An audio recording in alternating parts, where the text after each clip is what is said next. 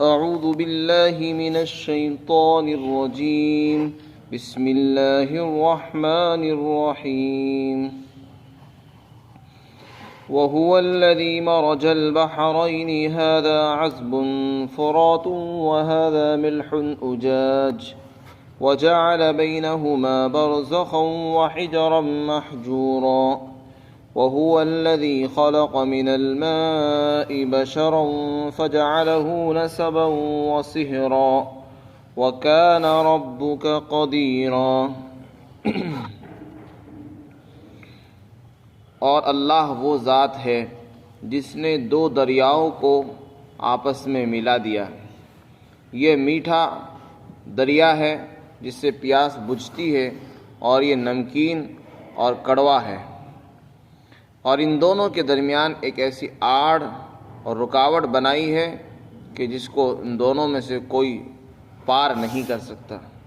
اور اللہ وہی ہے جس نے پانی سے انسان کو پیدا فرمایا اور پھر اس انسان کو خاندان والا اور سسرالی رشتے والا بنایا، اور آپ کا پروردگار ہر چیز پر قادر ہے۔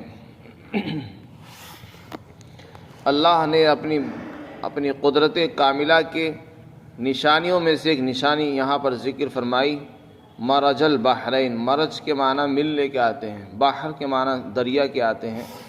اللہ کی قدرت بھی عجیب و غریب ہے کہ اللہ نے دو پانی ایسے پیدا فرمائے جو ایک ساتھ چلتے ہیں اور ایک ہی ساتھ رہتے ہیں، لیکن آپس میں پانی نہیں ملتا۔ حالانکہ پانی کی خاصیت یہ ہے کہ پانی آپس میں گڑمڑ ہو جاتا ہے، مل جاتا ہے، لیکن اللہ نے ایسے بھی اپنی قدرت کے کرشمے دکھائے ہیں کہ دو دریا ہیں، دو سمندر ہیں، دونوں ساتھ ساتھ چل رہے ہیں، لیکن ایک کا پانی میٹھا ہے، دوسرے کا پانی نمکین اور کھاری ہے، اور ایک کا پانی دوسرے کے پانی میں نہیں ملتا۔ دونوں کے درمیان ایک ایسی آڑ اللہ نے قائم فرما دی کہ ایک پانی دوسرے پانی میں مل ہی نہیں سکتا۔ یہ دو دریاؤں کا سنگم مختلف علاقوں میں، مختلف ملکوں کے اندر پایا جاتا ہے۔ لوگوں نے اپنے اپنے تجربات کے اعتبار سے اس کی مثالیں پیش کی ہیں، چنانچہ مختلف جگہوں پر اس کے نظارے دیکھنے کو ملتے ہیں، جیسا کہ لوگوں نے اپنے مشاہدے بیان کیے گئے ہیں۔ تو یہ اللہ کی قدرت ہے۔ حالانکہ پانی کی تو خاصیت یہ ہے کہ پانی آپس میں مل جاتا ہے، اور وہ ایسے پانی اللہ نے بنائے کہ دونوں کا رنگ الگ، دونوں کا ذائقہ بھی الگ، اور دونوں کا مزاج الگ ہے۔ ایک سے پیاس بجھتی ہے، ایک میٹھا ہے، اور دوسرے سے پیاس لگتی ہے، نمکین بھی ہے، کھاری بھی ہے، اس کو آپ جیب پر نہیں رکھ سکتے، لیکن دونوں آپس میں نہیں مل سکتے۔ تو یہ طاقت صرف اللہ ہی کے پاس ہے جس نے ان کے مزاج کے اندر سے وہ چیز ختم فرما دی جو ان کا مزاج تھا۔ پانی کا مزاج ہے آپس میں مل جانا۔ تو ہر چیز اللہ کی قدرت اور اس کی مشیت کے تابع ہے۔ جیسے آگ کی صفت اور آگ کا مزاج ہے جلانا، لیکن جب اللہ کا حکم ہوتا ہے تو وہ اپنا مزاج بدل دیتی ہے۔ حضرت ابراہیم علیہ السلام کو آگ میں ڈال دیا گیا تو آگ کی خاصیت تو جلانے کی تھی، لیکن جب اللہ کا حکم ہوا تو اس نے اپنی خاصیت کو ختم فرما دیا۔ اللہ تعالیٰ جب چاہتے ہیں چیزوں کی خاصیتیں اس میں سے نکال لیتے ہیں۔ تو آگ کی خاصیت تو جلانے کی تھی، لیکن حضرت ابراہیم کو آگ نے جلایا نہیں، کیونکہ وہاں اللہ کا حکم نہیں تھا، اس نے اپنی خاصیت نہیں دکھائی۔ اسی طریقے سے پانی کی خاصیت تو ڈبونا ہے، مار دینا ہے۔ حضرت یونس علیہ السلام کو مچھلی نے اپنے پیٹ میں رکھا، اور وہ مچھلی بھی سمندر کے اندر، اور وہ ان کو رکھے ہوئے ہے، اور پانی کے اندر آپ موجود ہیں لیکن آپ نہیں مرے۔ تو پانی کی جو خاصیت ہے ڈبا دینے کی اور غرق کر دینے کی، مار دینے کی، وہ خاصیت اللہ نے ختم فرما دی۔ اسی طرح ایک پانی دوسرے پانی میں مل جاتا ہے، لیکن اللہ تعالیٰ کو یہ قدرت حاصل ہے کہ جب چاہتے ہیں پانی کی خاصیت ختم فرما دیتے ہیں۔ پانی آپس میں مل نہیں سکتا، دونوں دریا ایک ساتھ چل رہے ہیں، ایک کا رنگ سفید ہے، دوسرے کا رنگ سیاہ ہے، دونوں کے رنگ بھی الگ، دونوں کے ذائقے الگ، اور دونوں ایک ساتھ چلتے لیکن آپس میں نہیں ملتے۔ وَجَعَلَ بَيْنَهُمَا، اور ان کے درمیان ایک آڑ بنائی. آڑ کا یہ مطلب نہیں کہ کوئی دیوار بنا دی، نہیں، بلکہ خاصیت ختم فرما دی. ایک کی خاصیت دوسرے کی خاصیت آپس میں نہیں ملتی، اور ایسی دیوار ہے اور ایسی آڑ اللہ نے بنائی کہ ایک دوسرے کو پار نہیں کر سکتا، ایک دوسرے میں مل نہیں سکتا. پھر آگے دوسری قدرت اللہ تعالیٰ ذکر فرماتے ہیں، پانی ہے، جس پانی سے اللہ نے ساری چیزوں کو پیدا فرمایا، درخت، پیڑ پودے بنائے، پھل بنائے، اسی پانی سے اللہ نے انسان کو بنایا، انسان کو بھی بنایا ہے.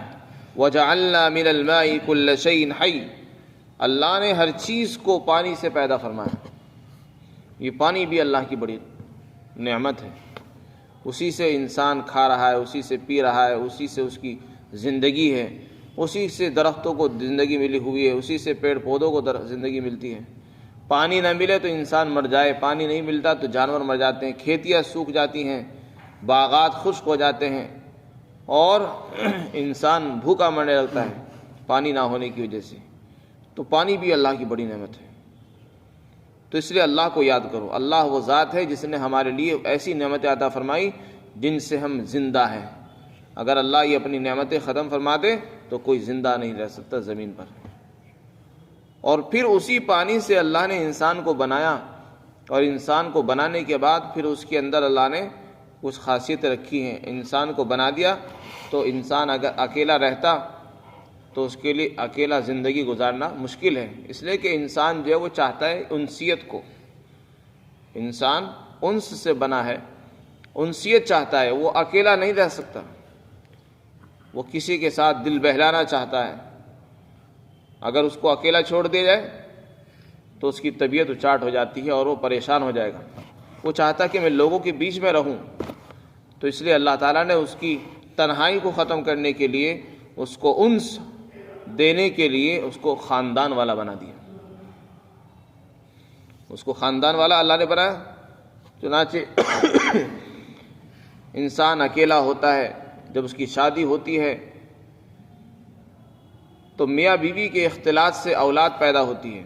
وہ اولاد بھی، ان کی اولاد کے بھی دو خاندان ہو جاتے ہیں.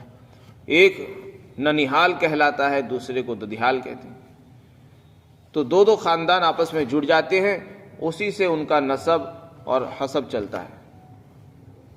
اسی طریقے سے جہاں شادی ہوتی ہے، بچوں کی شادیاں ہوتی ہیں، تو شادیاں کرنے سے سسرال بن جاتی ہے، اور سسرالی رشتے قائم ہو جاتے ہیں، نئے نئے رشتے قائم ہوتے ہیں جن سے کوئی رشتہ نہیں تھا، کوئی تعلق نہیں تھا، کوئی میل ملاپ نہیں تھا، اور سسرالی رشتہ قائم ہونے سے محبتیں قائم ہو جاتی ہیں، دو خاندانوں میں آپس میں جوڑ پیدا ہو جاتا ہے. تو یہ اللہ نے جو بنائے ہیں رشتے، خاندان اور اسی طرح سسرالی رشتے، یہ بھی انسان کی انسیت فراہم کرتے ہیں اور انسان کی زندگی کے اندر یہ معین اور مددگار ہوتے ہیں. اس لیے کہ اللہ تعالیٰ چاہتے ہیں کہ نظام جب تک اللہ چاہیں قیامت تک چلتا رہے. تو اس نظام کو برقرار رکھنے کے لیے یہ رشتے انتہائی اہمیت کے حامل ہیں. تو اللہ تعالیٰ نے ان کو اپنے انعامات کے اندر ذکر فرمایا ہے.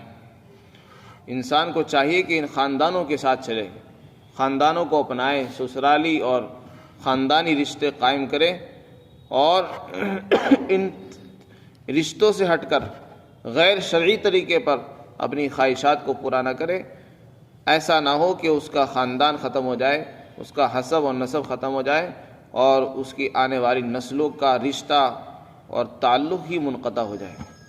یہ جو خاندان ہے، اس سے انسان کا نسب محفوظ ہوتا ہے اس سے معلوم ہوتا ہے کہ کون کس کا اس کا باپ کون تھا، دادا کون ہے، پردادا کون ہے. تو یہاں تک کہ اوپر تک سلسلہ چلا جاتا ہے، یہ سب خاندان سے ہی معلوم ہوتا ہے. اور اگر انسان یوں ہی اپنی مرضی سے جس سے چاہے خواہشات پورا کرتا رہے تو پھر اس سے یہ خاندان بھی ختم ہو جاتے ہیں اور ان کی کوئی اہمیت باقی نہیں رہتی، اور نہ ہی انسان کا نسب باقی رہتا ہے. اور پھر نسب کے اوپر، خاندانوں کے اوپر اللہ نے بہت سارے احکامات ذکر فرمائے ہیں. وراثت کے مسائل ہیں، میراث کے مسائل ہیں، وصیت کے مسائل ہیں، اور بھی بہت سارے مسائل ہیں جو خاندانوں سے جڑے ہوئے ہیں. وہ ساری چیزیں اسی پر مرتب ہوتی جبکہ انسان صحیح اصولوں پر چلتا ہے. اللہ تعالیٰ فرماتے ہیں وَكَانَ رَبُّكَ قَدِيرًا، آپ کا پروردگار ہر چیز پر قادر ہے۔ اللہ نے آدم علیہ السلام کو مٹی سے بنایا، اور اس کے بعد آنے والی جتنی بھی نسلیں ہیں سارے انسانوں کو، بنی نوع انسان کو، سب کو نطفے سے بنایا۔ اسی پانی سے اللہ نے سارے انسان کو بنا دیا۔ یہ بھی عجیب اللہ کی قدرت ہے، اتنا سا پانی ہے اور اس معمولی قطرے سے اللہ نے انسان کو بنا دیا۔ اس میں انسان غور کرے، اللہ تعالیٰ دعوت دے رہے ہیں، اس میں انسان کو غور کرنا چاہیے کہ اللہ نے کس طرح اس کو بنا دیا، اس کے ہاتھ بنائے، پیر بنائے، آنکھیں بھی بنا دی، دل بھی بنا دیا، دماغ بھی بنا دیا اسی پانی سے۔ اور اس میں اللہ کو پہچانے کہ وہ ذات کتنی بڑی ہے جو ایک پانی سے ساری چیزیں بنا سکتی ہے۔ اور اگر انسان کی ایک آنکھ خراب ہو جائے تو ہم پانی سے آنکھ نہیں بنا سکتے، ساری دنیا والے مل کر ایک آنکھ نہیں بنا سکتے، اور اللہ نے ایک پانی سے پورے انسان کو تیار کر دیا۔ کتنی بڑی اللہ کی قدرت ہے۔ اس لیے اللہ کو پہچاننا ہے اور اللہ کی نعمتوں کو پہچاننا اور اس کا شکر ادا کرنا ہے۔ اس کا شکر یہی ہے کہ اس کے سامنے انسان جھکا رہے، اس کو اپنا رب تسلیم کرے۔ اللہ تعالیٰ ہم سب کو توفیق عطا کرے۔